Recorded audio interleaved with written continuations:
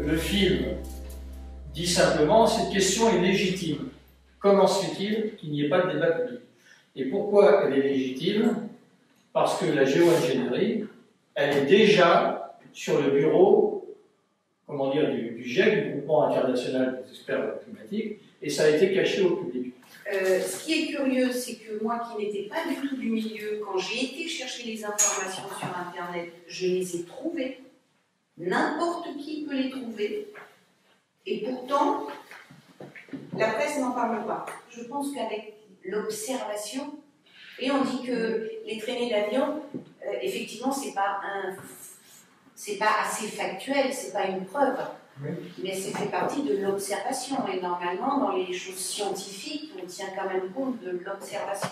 Alors, c'est quoi ces traînées et en plus qui se croisent? Moi, je me pose des questions. Je n'ai pas de réponse, mais je me demande si ces tests sur la géo-ingénierie ne sont pas en pratique. Juste avec la raison et en allant chercher que des faits précis, il y a déjà de quoi se poser les bonnes questions.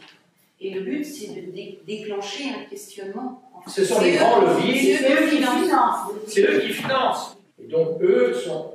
C'est pour vendre l'antidote, alors, c'est ça que ça dit. On peut le penser, et quand on dit attention, ne tombe pas dans le complot en disant le grand méchant américain, etc.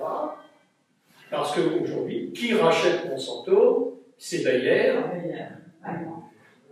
Non, c'est l'Europe. Et l'Europe, pour permettre le rachat de Monsanto par Bayer, a fait passer un certain nombre de directives européennes rendant licite un certain nombre des produits de Monsanto. L'idée du complotisme est une idée extrêmement perverse.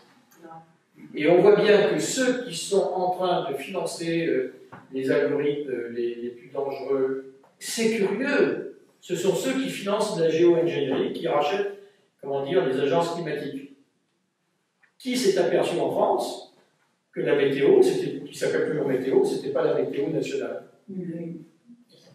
Or, l'agence de météo britannique qui diffuse un nouveau langage sur nos chaînes, c'est une agence qui est reliée au bureau de l'université qui écrit le rapport de synthèse du GIEC. On tente de donner des faits. Ce qui se passe à l'heure actuelle, c'est qu'il y a de moins en moins d'eau, en quelque sorte. La biosphère, c'est que le problème face auquel nous avons à faire face à l'heure actuelle, ça n'est pas le réchauffement, c'est l'assèchement.